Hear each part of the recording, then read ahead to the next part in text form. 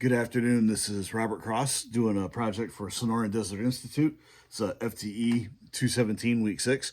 Going to be first off disassembling our AR-10, but first we're going to ensure that there is no ammunition in the area. I do have a magazine, dummy rounds. That's just sort of been floating around as we've done the projects over the weeks, but we'll confirm and make sure. Yeah, nothing on that part of the desk. All electronics and a drill press. No ammunition. All the ammunition is upstairs in my closet. Oh, Lordy. Blooper reel. Okay. So we're going to disassemble the AR-10.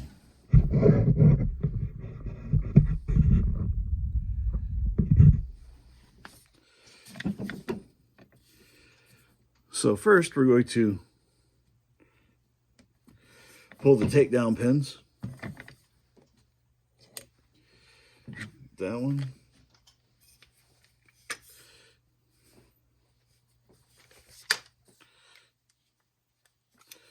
That one wants to be a little stiff. There we go. So upper and lower receiver apart.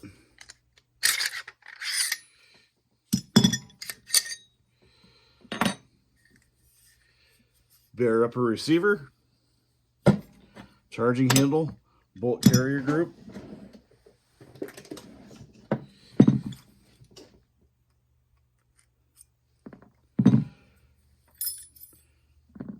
firing pin, retaining pin,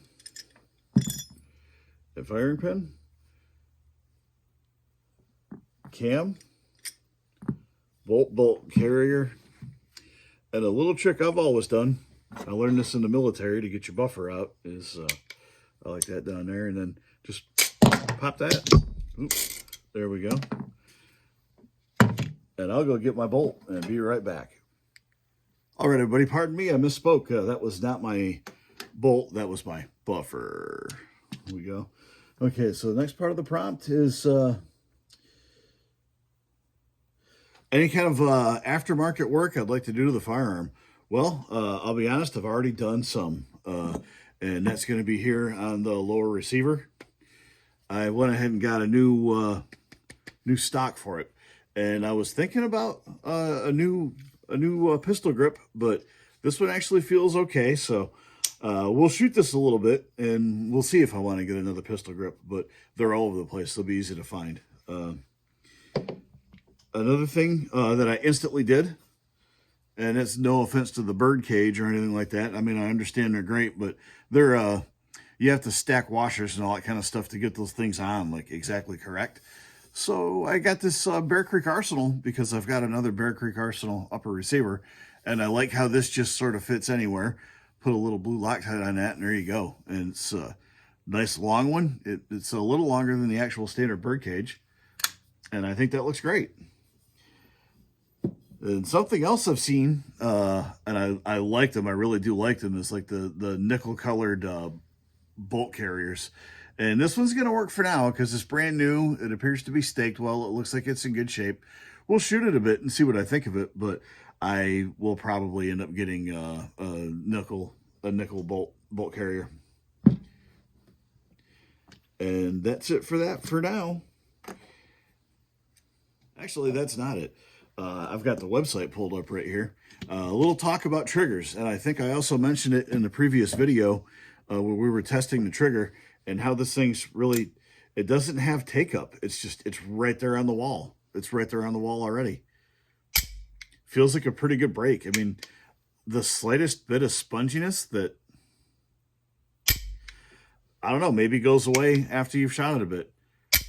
But since this is going to be a rifle that's meant to shoot for long distance, and I do probably want to use for deer hunting, I have found, let me look here, let's see, Midway USA, there's a couple different AR triggers.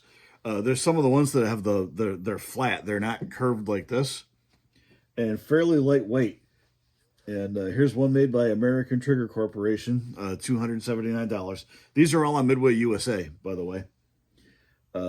Trigger Tech LR308, $139 for a flat trigger.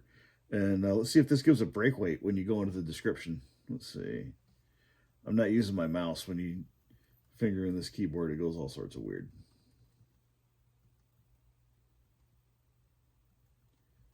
Zero creep.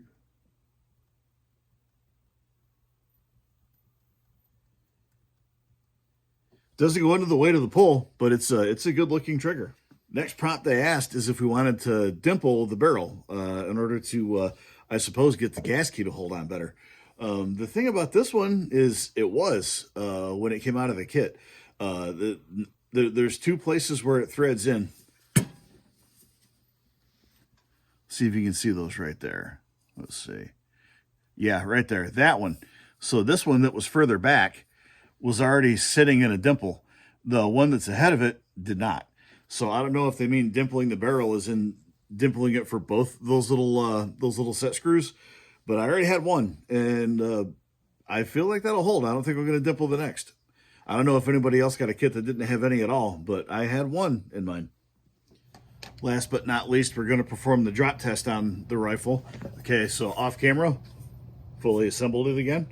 Okay, so for the drop test, we have to get it cocked. Okay, weapons on safe.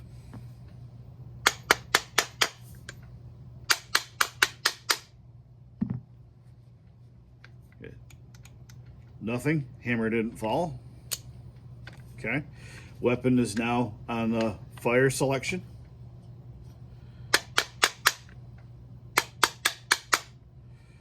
Okay, again, did not fall. So we'll see.